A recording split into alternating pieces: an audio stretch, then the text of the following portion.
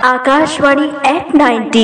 नमस्ते, मैं क्षीरसागर सिंह। सबसे पहले आकाशवाणी को अपने 90वें जन्म वर्ष की बधाई। बहुत बड़ी उपलब्धि है जो इस जैसे महामानव के लिए अपेक्षित ही है।